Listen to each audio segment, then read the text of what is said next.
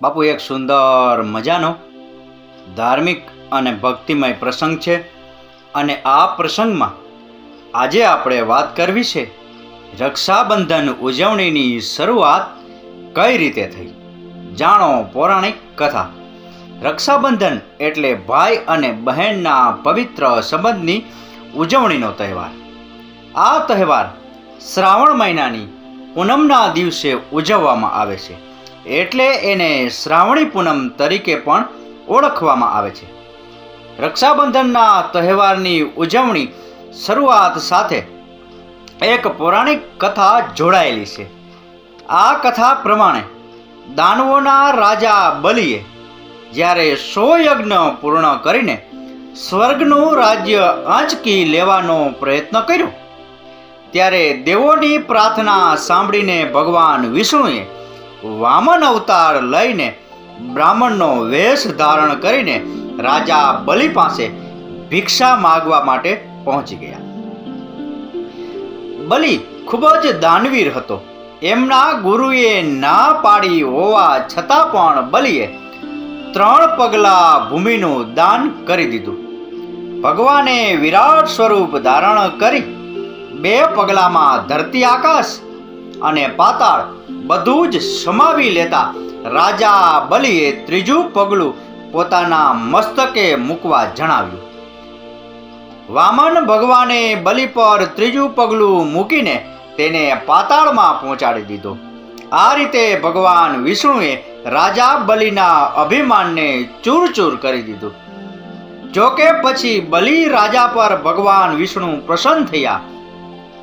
આ સંજોગોમાં બલિએ ભગવાન પાસે રાત દિવસ પોતાની સામે રહેવાનું વરદાન માંગ્યું, જેના કારણે ભગવાન વૈકુંઠ છોડીને પાતાળ રહેવા જતા રહ્યા. ભગવાન પાછા ન ફરતા માતા લક્ષ્મી પરેશાન થઈ ગયા અને તેમણે વિષ્ણુને પરત લાવવા માટે લીલા રચી.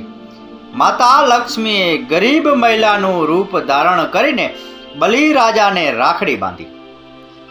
બલિએ કહ્યું કે મારી પાસે તમને આપવા માટે કંઈ નથી. ત્યારે દેવી લક્ષ્મીએ કહ્યું કે મારે ભગવાન વિષ્ણુ જોઈએ છે. ત્યારે બલિએ માં લક્ષ્મી સાથે ભગવાન વિષ્ણુને જવા દીધા. આ રીતે રક્ષાબંધન પર્વની ઉજવણી શરૂ થઈ.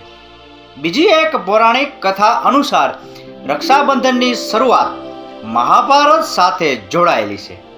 કહેવાય છે કે મહાભારતના યુદ્ધ દરમિયાન ભગવાન શ્રી કૃષ્ણની આંગળીમાં સુદર્શન ચક્રથી ઈજા થઈ હતી, જેનાથી લોહી વહી રહ્યું હતું.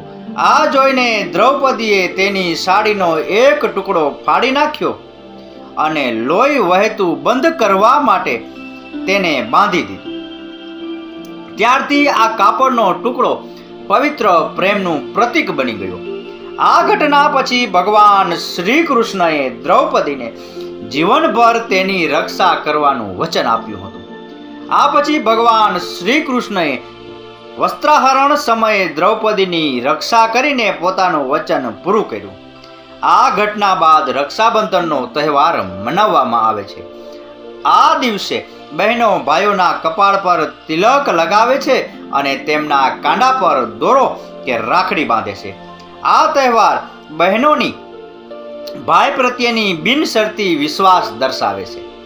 આપણા શાસ્ત્રમાં બીજી એક કથા છે કે કુંતાજીએ અભિમન્યુને રાખડી બાંધી હતી.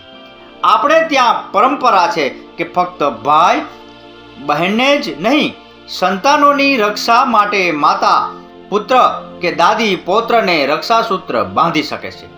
ભવિષ્ય પુરાણમાં રક્ષાસૂત્રનું મહત્વ માત્ર ભાઈ બહેનના સંબંધ સુધી સીમિત હોવાનું જણાવાયું નથી.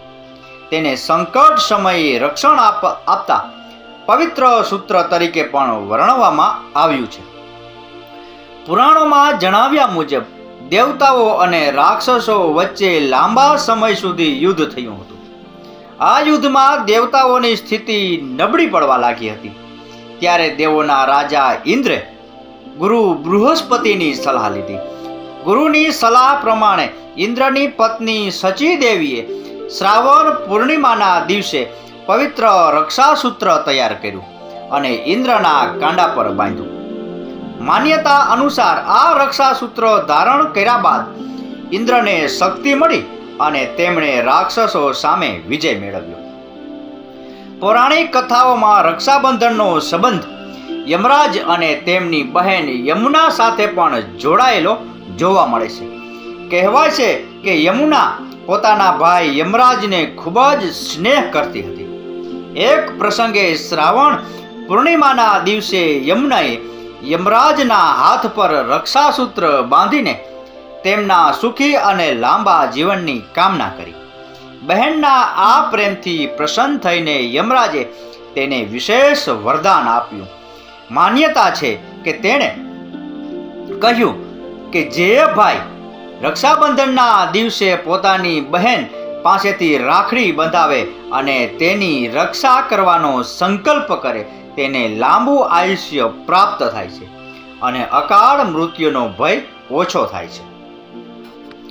ગણેશ પુરાણ સાથે જોડાયેલી એક કથા મુજબ ભગવાન ગણેશના બે પુત્રો શુભ અને લાભ હતા.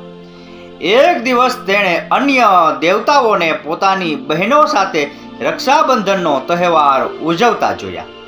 આ જોઈને શુભ અને લાભને પણ એક બહેન હોવાની ઈચ્છા થઈ. બંનેએ ભગવાન ગણેશ સમક્ષ પોતાની ઈચ્છા વ્યક્ત કરી અને બહેનની માંગ કરી.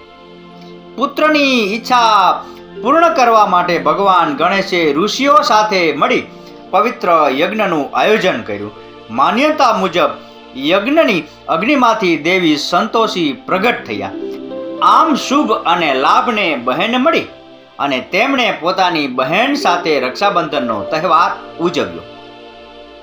આ કથા ભાઈ બહેનના પ્રેમ અને લાગણીને દર્શાવે છે. રાણી કર્ણાવતી અને મુઘલ બાદશાહ હુમાયુ સાથે જોડાયેલી રાખડીની કથા પણ ખૂબ જાણીતી છે. કહેવાય છે કે ગુજરાતના સુલતાન બહાદુર શાહે ચિત્તોડ પર હુમલો કર્યો ત્યારે રાણી કર્ણાવતીએ મદદ મેળવવા માટે હુમાયુને રાખડી મોકલી હતી. હુમાયુએ રાખડીને ભાઈ બહેનના સંબંધનું પ્રતીક માનીને રાણીની મદદ કરવાનો નિર્ણય લીધો. આ પ્રસંગ રક્ષાબંધનના એવા સંદેશને દર્શાવે છે કે પ્રેમ અને ભાઈચારાના સંબંધો ધર્મ કે જાતિની સીમાઓથી ઉપર હોઈ શકે છે. ઇતિહાસમાં ગિનોરગઢના રાજઘરાનાની પણ આવી જ એક ઘટના જોવા મળે છે. ગિનોરગઢના રાજા નિજામ શાહ ગોંડની તેમના જ સંબંધી આલમ શાહે દગો કરીને હત્યા કરી હતી. રાજાના અવસાન બાદ રાણી સામે રાજ્ય અને પરિવારને બચાવવાનો મોટો પડકાર ઊભો થયો. ત્યારે રાણીએ રાજાના નજીકના મિત્ર મોહમ્મદ ખાનને રાખડી મોકલી અને મદદની વિનંતી કરી. મોહમ્મદ ખાને રાખડીને ભાઈ બહેનના પવિત્ર સંબંધનું પ્રતીક માની રાણીની મદદ કરવાનો નિર્ણય લીધો. તેમણે રાણી અને રાજ્યની સુરક્ષા માટે આગળ આવી કાવતરું કરનાર લોકો સામે કાર્યવાહી કરી અને ગિનોરગઢના રાજ્યનું રક્ષણ કર્યું. તો બાપુ, આ હતો રક્ષાબંધનની ઉજવણીની શરૂઆત કઈ રીતે થઈ. જાણો પૌરાણિક કથા વિશેનો પ્રસંગ. આ કથા, આ વાર્તા પૂરેપૂરી સાંભળી એ બદલ આપનો ખૂબ ખૂબ આભાર. આપનો દિવસ શુભ રહે. મહાદેવ હર.